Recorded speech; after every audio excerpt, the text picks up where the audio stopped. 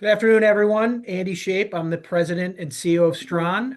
Thank you for joining us today for our first ever webinar, Ask Me Anything. Just as a very quick background, we got some feedback from some new retail investors that said they might be not as familiar as Stran as some of our historical investors, and they'd like to hear more from myself, learn more about the company, learn more about who we are, who I am, what we've done in the past, what we're looking to do in the future, and why this is a great investment for somebody. So with that, as I mentioned, I'm Andy Shape. I'm the one of the co-founders. I'm the CEO and the president. 30 years ago, started the business, and I will be answering the questions today. Joining me today is our Chief Compliance and Strategy Officer, Jack Audibert.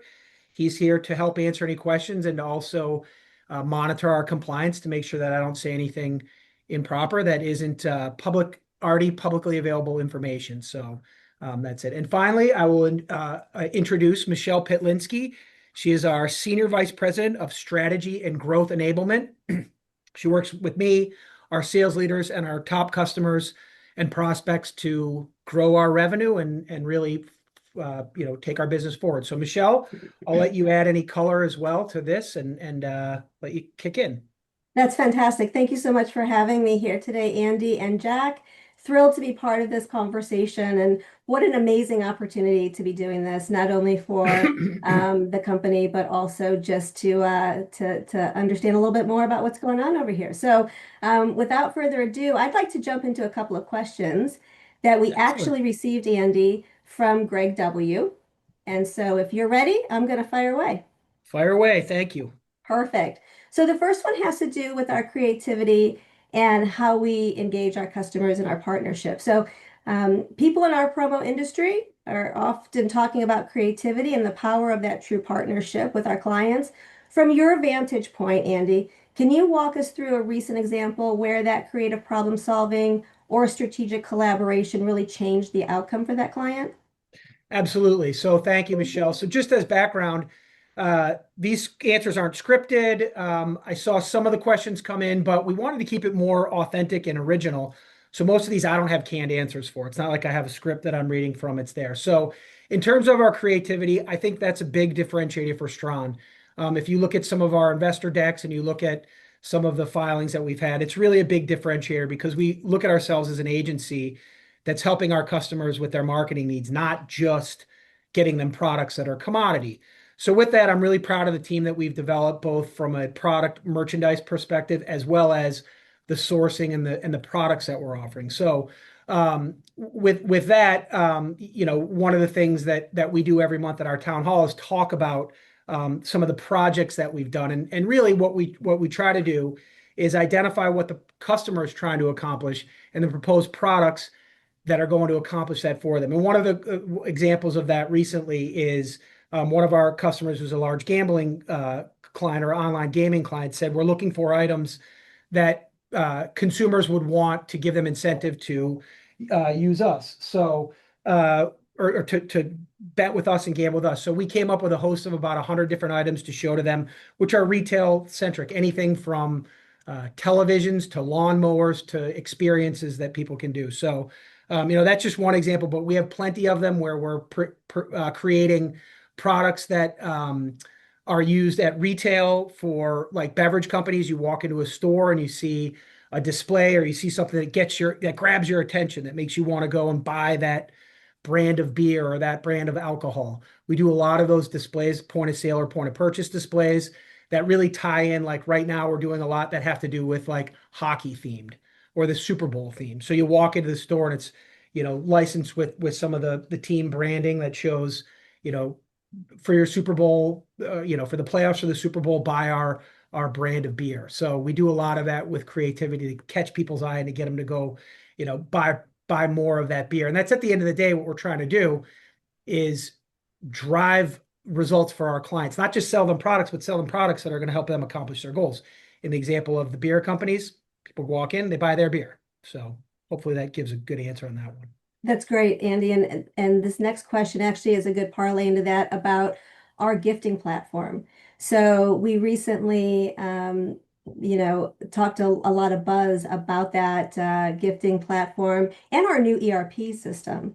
So can you talk a little bit about where we stand on both of those things and what milestones we may have already achieved to strike efficiency? Yep.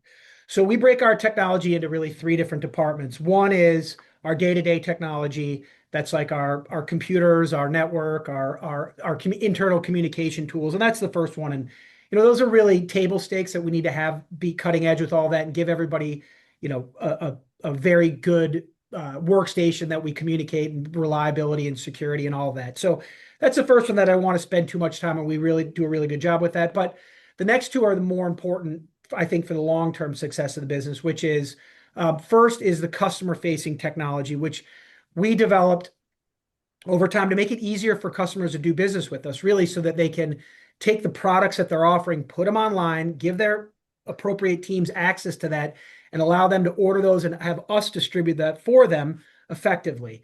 And we do that through a couple different platforms. We've historically done it through Magento or Shopify for the front end, and then we integrate in with our back-end ERP, which I'll talk about next. But we integrate that in, and it gives that access to people. But more recently, what we've launched is more of a customer engagement and employee engagement platform, which is more interactive, which what we're trying to do is make it so that our customers as a company can go and say, we want to engage with our customer or with our employees. We want to show them what we appreciate them.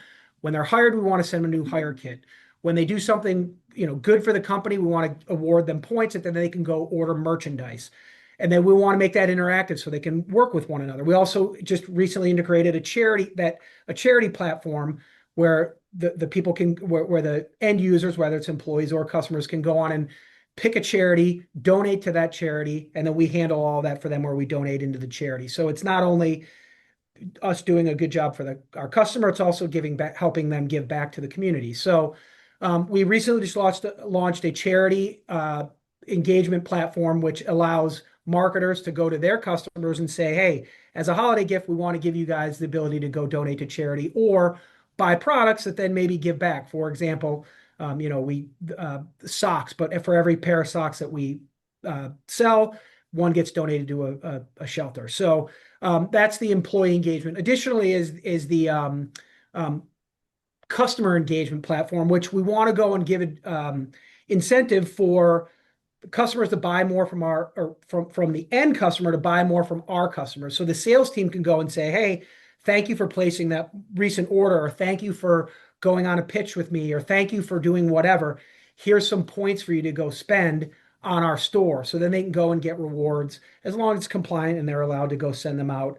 That really rewards them to do more business. So we've just launched those two. We're really excited about that because as we talk about our growth strategy, offering more products and services is really part of that. So we're excited about that. And then finally, kind of a long-winded answer, but finally, our ERP system. When all that stuff comes into us, whether it's an ad hoc transaction order where someone just calls and says we need some items for an event coming up, whether it comes through Magento, Shopify, or that engagement platform, we have our back-end ERP that really reduces the friction to get that order placed quickly and as efficiently and as automated as possible. And we're making tremendous strides in reducing the amount of time it takes us to do manual steps and to do manual order entry, and having the order start with us and go directly to either our fulfillment, our production, our vendors, our printers, or anywhere else that it may need to go to really kind of separate those orders so that we're not manually doing that. So we're continually making progress to that. We're advancing that with we've started beginning stages of using AI of how to separate those and how to put those in the right kind of buckets to then be distributed appropriately, and then learn how to make corrections to those. But we're keep monitoring that manually right now before we have that, so that there's no customer disruption. But we're excited about the future of AI because of that, because it'll allow us to really be a lot more automated and a lot more efficient. Amazing. This next question, thanks for that, Andy.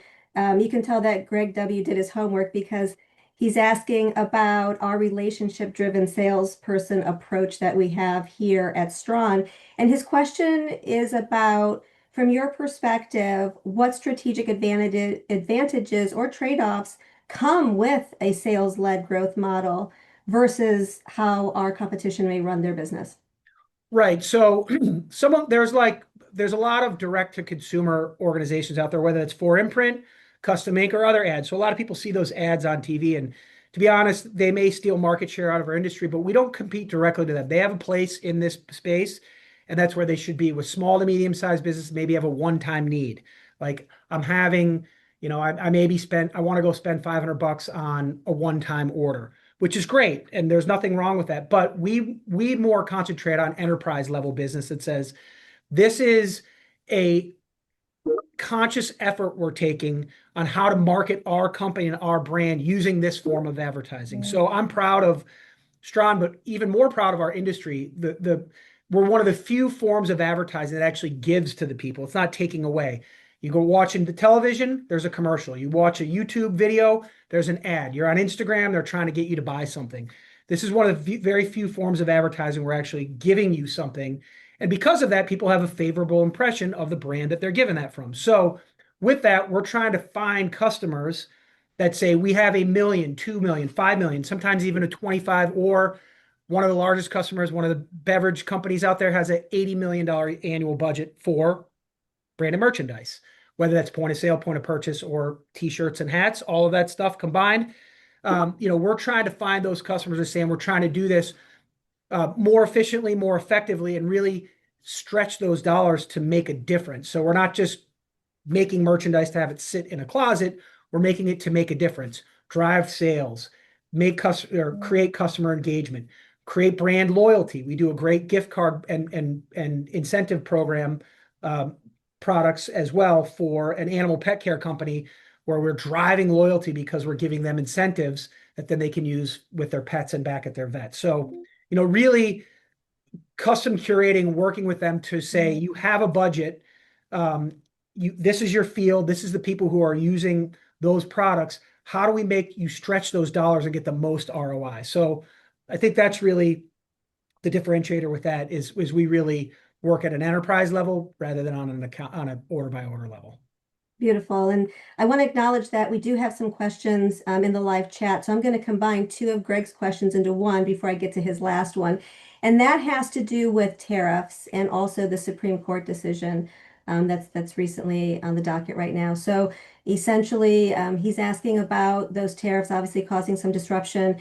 And are we actively working to shift our sourcing to lower tariff regions, excuse me, or has our strategy evolved as the global landscape has stabilized? Part two of that question then is, could the Supreme Court ruling actually influence anything, of how we're operating here?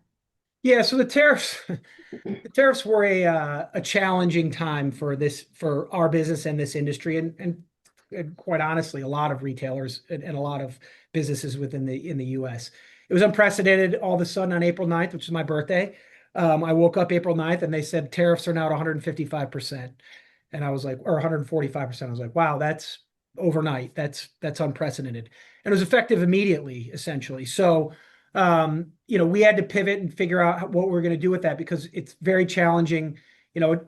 When this happened in 2008, the first time 2012, the first time it happened with the Trump administration, we had time to do it, and it was a 25% tariff increase, and we were able to do it over time, and it was much easier. 145% is not possible to just absorb immediately. So we worked with our customers to either change programs or to maybe work with our supply chain to reduce their costs or try to get our customers to pay more where it made sense. So we worked through that, and as a result of that, as I mentioned on our last Q call, it did directly affect our profitability by just under $1.1 million. So that was things that we got charged by our factories that we weren't able, more than we would have, that we weren't able to pass on. And that was a conscious effort to say, like, these are event-driven items that we don't have another choice because they were custom made for a casino. We can either not deliver them and cancel the order, and then our customer's not going to, already promoted to their people, hey, come to our casino and you'll get this given away, and they won't have it. We could have potentially lost them as a customer. So we consciously made that effort for a long-term investment into our customers and for our integrity is to deliver those. I'm going to cost us $1 million, maybe, and indirectly it costs us even more than that, but $1 million is what we can tie to that. So during that time, we did pivot to try, we've always done, we have both a direct import model where we direct from different regions, as well as a domestic supply chain where items are sitting in the United States already imported. We continue to take advantage of that. And that's a large percentage of our business, at least 60% of our business depends on our local supply chain that we take advantage of.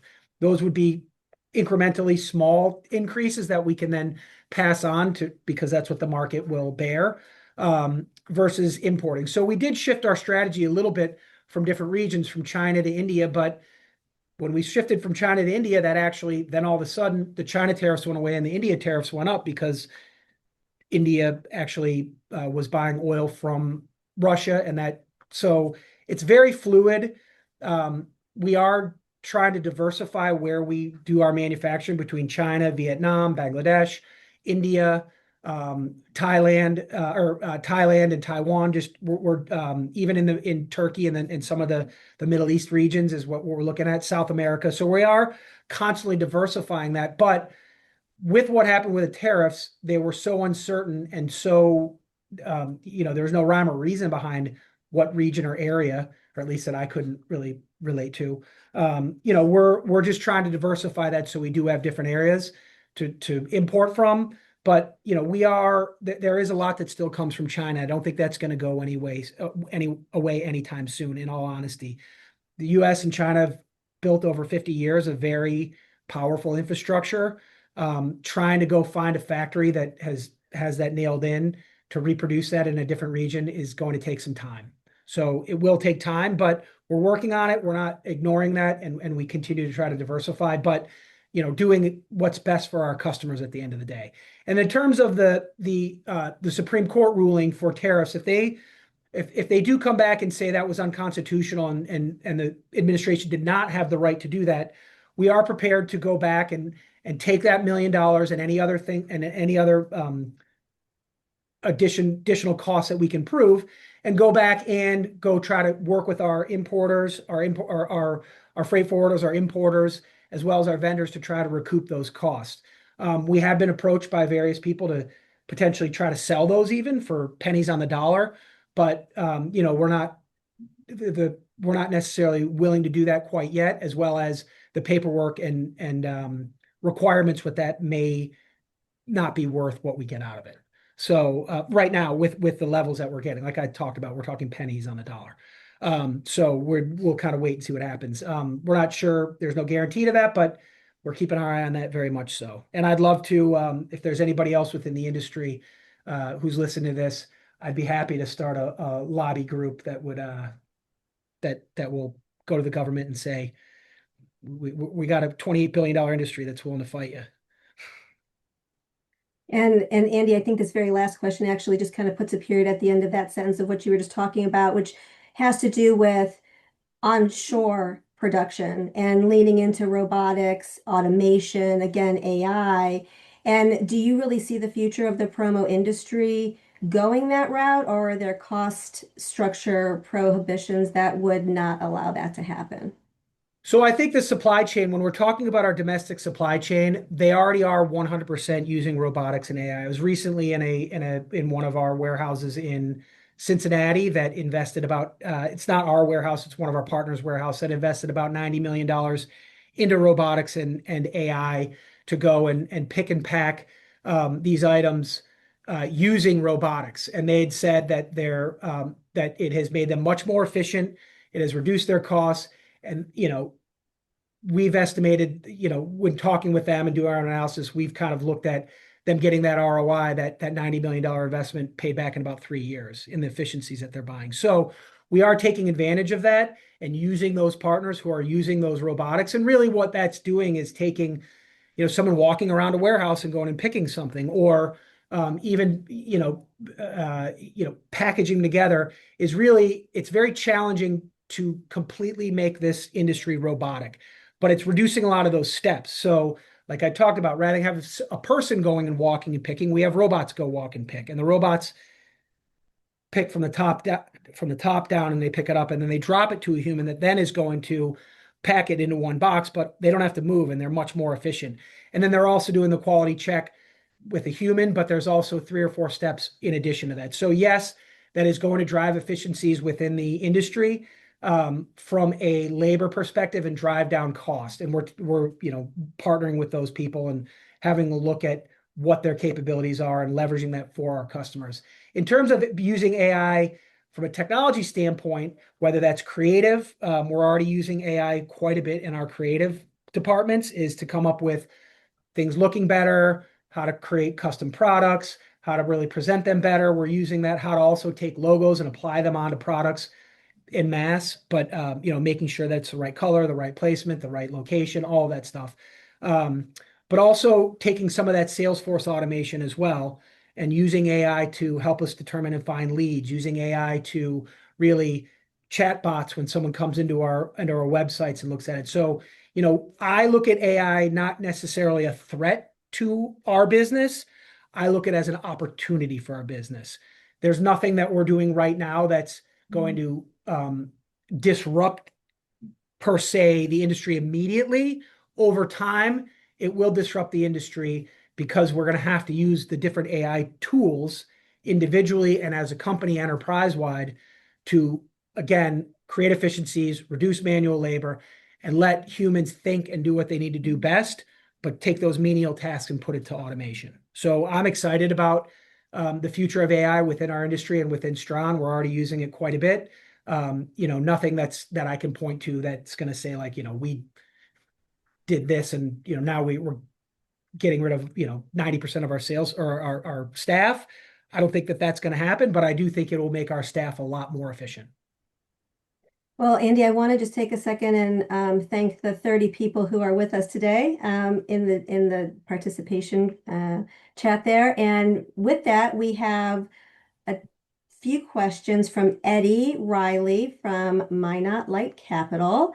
And so question number 1, by the way, says, thank you for holding this, exclamation point. So question number 1, with the recent Gander acquisition really moving the needle from a top line perspective, how are you guys thinking about acquisition targets now as a $100 million plus revenue company versus in the past when you were at a much smaller scale? And how does that opportunity set change for you?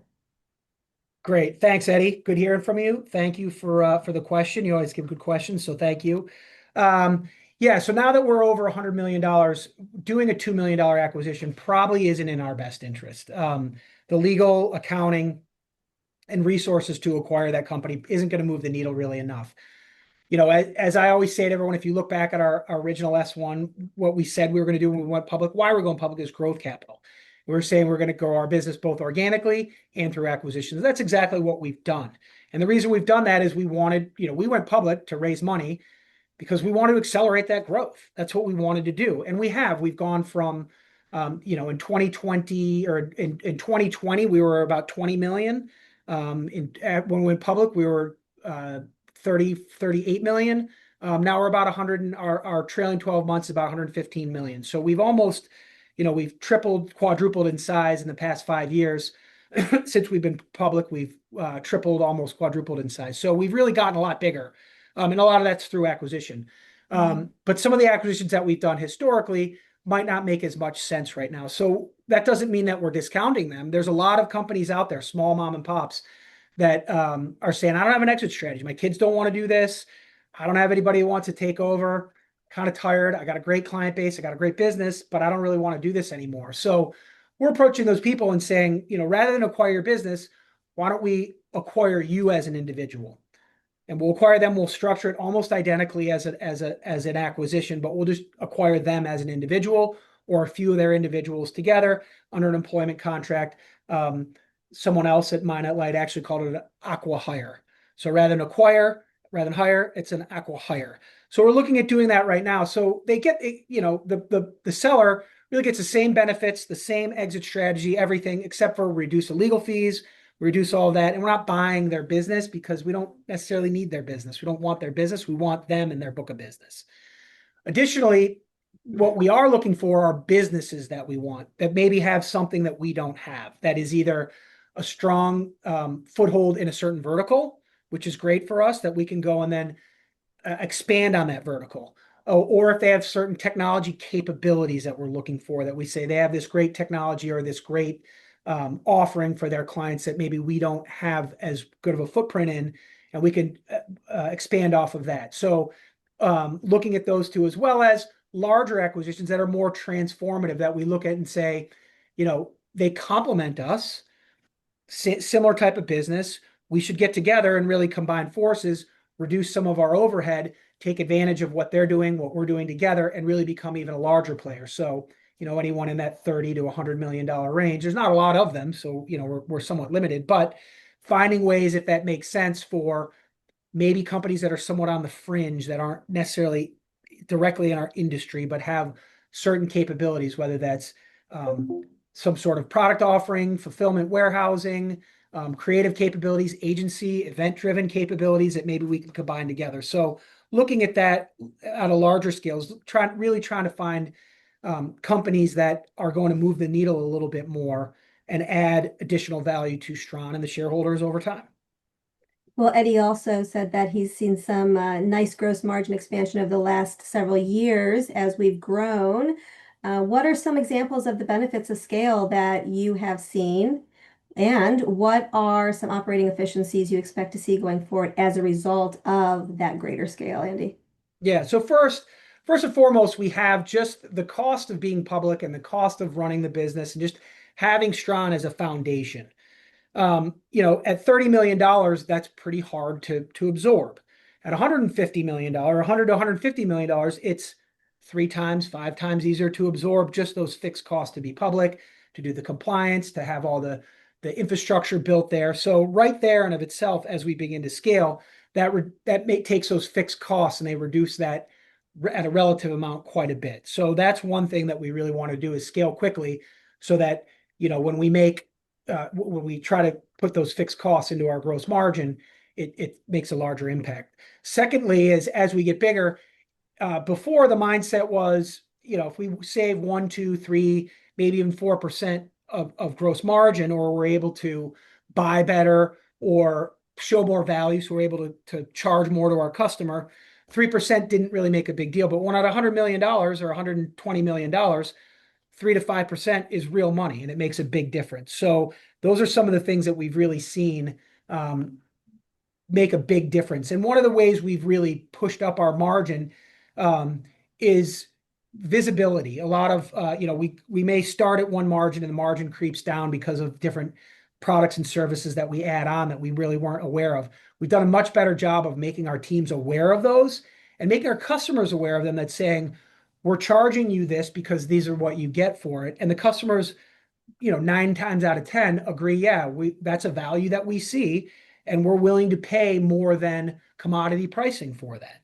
So whether that's our creative capabilities, whether it's our compliance, whether it's our technology, our fulfillment, distribution, account service teams, measuring ROI, integrations, there's just a lot of different things that we do.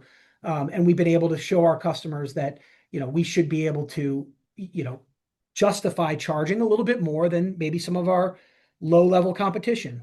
Again, we're very competitive. I think anyone who's able to do what we're able to do in the top, say, 15 or 20 is not charging less than us. It's when we're competing against someone who doesn't have those capabilities, and the customer may not recognize that. So we're just explaining to them, you can buy that from a 4-imprint, but they're going to drop it on your doorstep and say, good luck. That's the end of it. They're not going to say, well, here's a website where you can, personalize it. Here's something where we can give you ROI and how are you using it. They're just, you have a need, upload your logo, we'll ship it to you, we'll drop it to you, do what you need. Well, Eddie's last question, and I'll say it's last and a half, is that it's based on growth and margin. So he's saying, looking at publicly traded peers, it looks like we're taking market share on an organic basis in the Stran segment.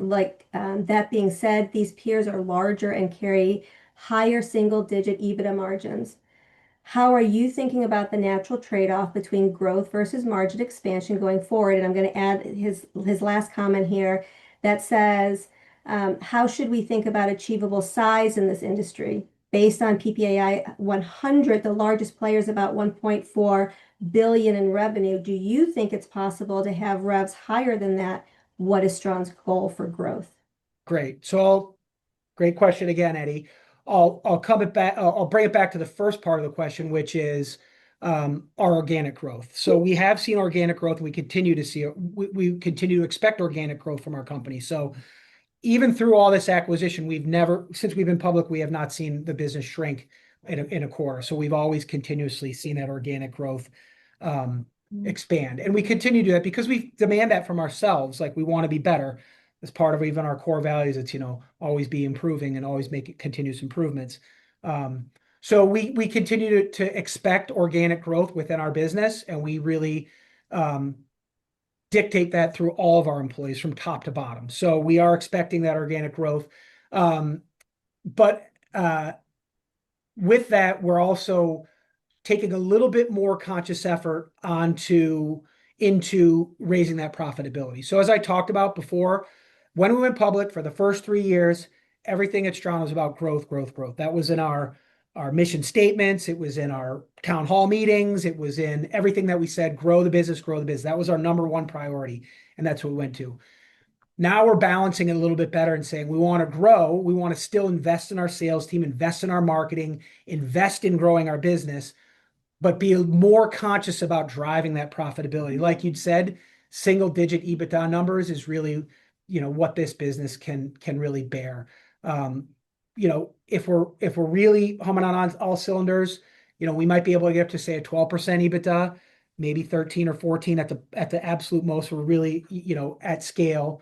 But that's very challenging because we may price ourselves out of the market, especially as we start to get bigger. So we try to balance being competitive in the marketplace while also driving that profitability. So, really trying to balance that between investing in the business, investing in sales, investing in growth, while also driving that profitability. But, going into 2026, that's a very large initiative for us, is to, really regain consistent profitability quarter over quarter. And that's a goal that we have from top down that we're setting as we're doing goal setting for 2026 right now, is looking at that and really driving that down from the top of the organization all the way down. Well, and I just want to do a shout out to Vlad Katz, because my control room in Jack has given us a correction that it was Vlad that actually asked the question on the PPI 100, Andy. So Vlad, thank you for that. We appreciate that. Yeah. So talking about, Eddie, the trade-off in terms of Vlad, yeah, the largest player within the industry, the public comp, or the largest distributor is Halo or 4imprint, which is, I think 4imprint is 1.4 billion. Halo is, I think, right about a billion, maybe 900 million. And I do think so it's a $28 billion industry. And the largest one is 1.4, and then 900, and then it falls off down to 500, and then it falls off pretty quickly after that. So I think the top 30 or top 40 is less than 20% of the entire market share. So it's very fragmented. So I do think that consolidation will continue to happen within our industry. It's been happening.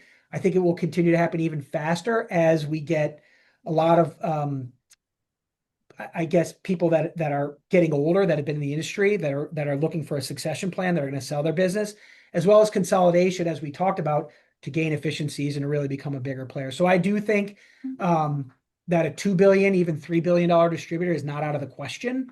I think that we could definitely get up there, and the industry can get up there. In terms of Strawn, Strawn could be that person, could be that player. Not in 2026 or even 2027, but over time, I do think we could continue to go acquire companies, merge them together, advance our offerings, really offer the market something that others can't. Being a public company, like, we're one of the very few public vehicles that are on a major exchange in the U.S. who is going after that enterprise business. And I do think that that's the best way to get there, is through the enterprise business. Because, as I'd mentioned, it's a $28 billion industry. And a lot of that is large companies that are spending for real specific initiatives, whether they're global initiatives or national initiatives. Those are where the big dollars are spent. And we want to go attract those and deliver for them, at a lower cost. So that's really, and more efficiently. So, I do think it can get up to $3 billion. Strawn, we've grown, we continue to want to see that growth trajectory. So, if we can, keep up what we've done in the past, we'll be very happy in terms of both organic and through acquisition. But again, when we were $39 million and we did a $7 million acquisition, that moved the needle a lot more. We do a $7 million acquisition, it doesn't make, so, to see that same type of growth through acquisition, they're going to have to be bigger. Do you have a couple more questions and answers in you if I keep going with at least I do, yeah. We'll do. Okay. Well, we said it would be about a half hour. Maybe we'll do, like, say, another 5-10 minutes, and I'm happy to do that. Since That this sounds will be great. recorded and played back and watched by who knows how many people, but the more the merrier. That's perfect. Well, let me ask you a little bit then about another question that was brought to us prior to today, and that's about macro trends. So essentially, corporate marketing budgets, shifting consumer expectations, the rise of e-commerce. Which of these trends do you believe are having the greatest influence on demand for branded merchandise right now? So I think from a macro trend, it's uncertainty right now. With people saying, like, we haven't necessarily seen customers say we're not buying things anymore, but they're a little bit more hesitant for maybe trying new things or trying new initiatives or trying new campaigns because they're always waiting for something. Like, they're always waiting, like, well, we're going to wait last year. We're going to wait for the election, and then we're going to wait to see what happens with Russia, and then we're going to wait to see what happens with the Middle East. We're going to wait what happens with interest rates.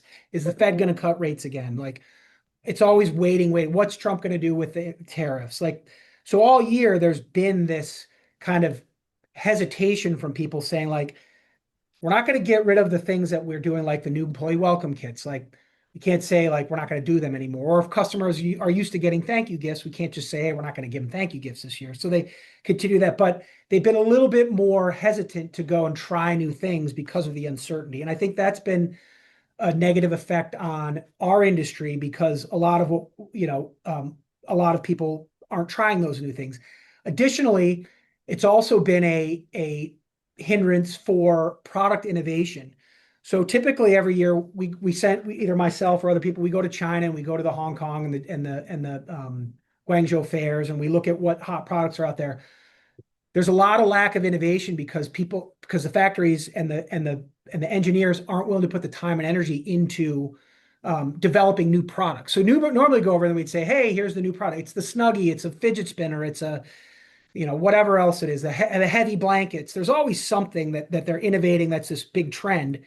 We haven't seen that in the last year because people aren't innovating in those products. So it's really more taking the current products that we have and trying to do an innovative spin on that. So I think it has hindered the industry a little bit from being a little bit more cutting edge on product innovation. So, or I'm hoping to see the relationship between China and import and other countries and the US really get back to normalcy where people are now willing to go more invest in that innovation. And I just haven't seen it as much as I have in the past.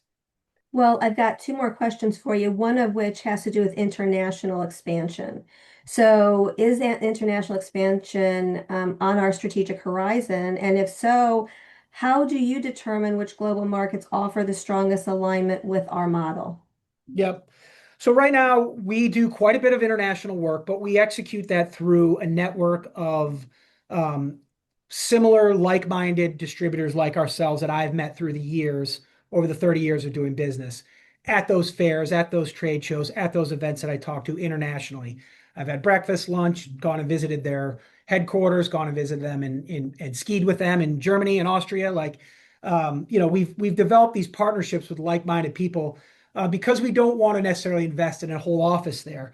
Typically, the business that we're getting right now, when it's international, has a large footprint in the US, and then they have some special needs without, in different regions, whether that's South America, Europe. That doesn't mean that we're not looking at expanding, but through acquisition. We just, are concentrating on the US right now because we feel like that's such a big opportunity. Looking at the market share, like the US is a $28 billion industry.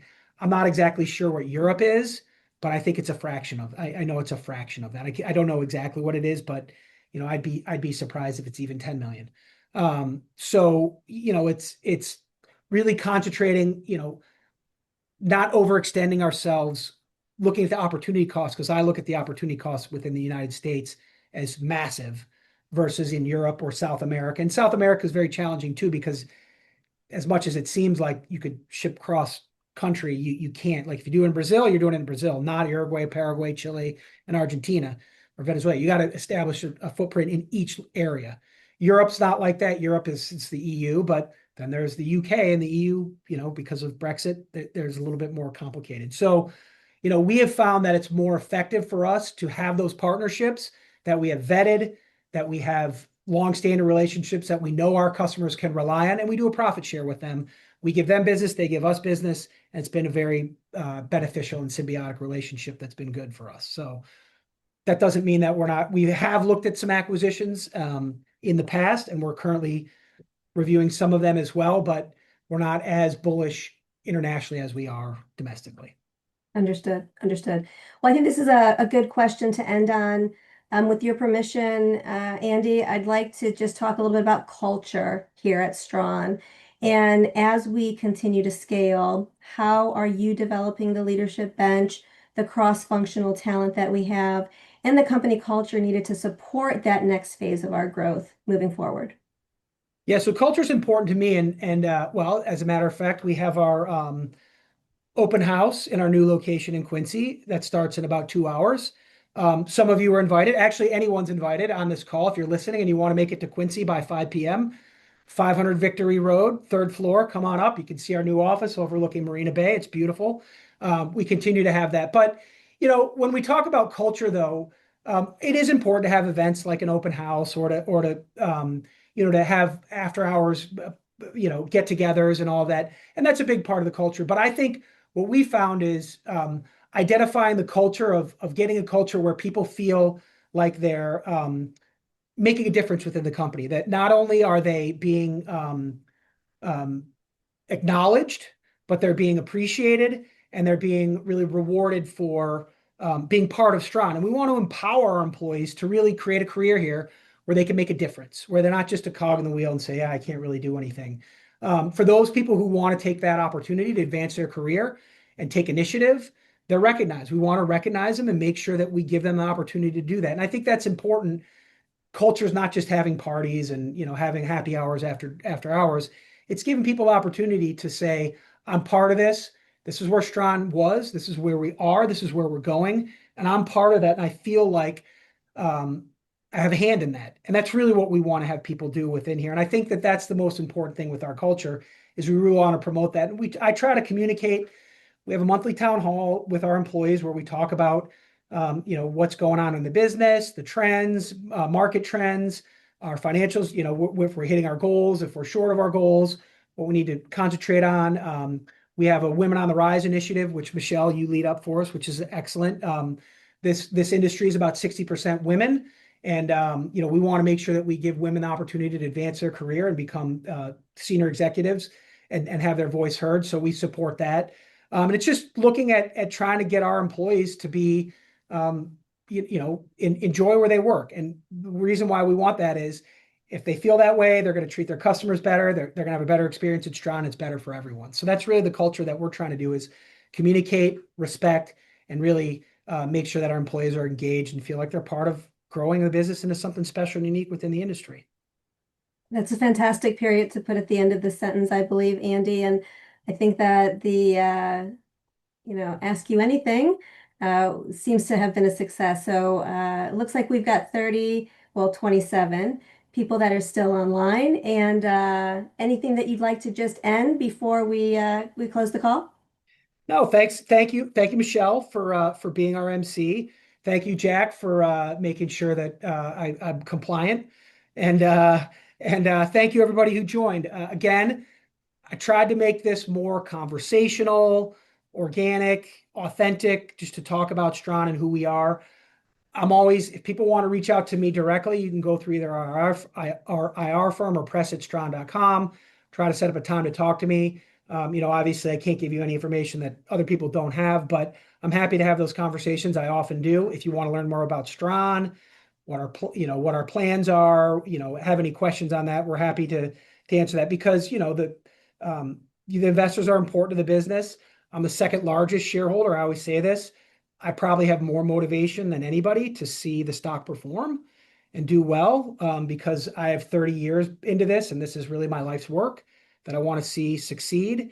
And I want it to succeed not only for myself, but for our employees and our shareholders. So, I'm really motivated to do that, and I'm not going to quit until we're, where we need to be. And we need to continue to get better and grow the business and become a true leader that I know we will.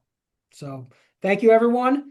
Happy holidays. Thanks for coming in. If you can make it to our party in 2 hours, I'd love to have a cocktail with you. So thank you. Thanks so much.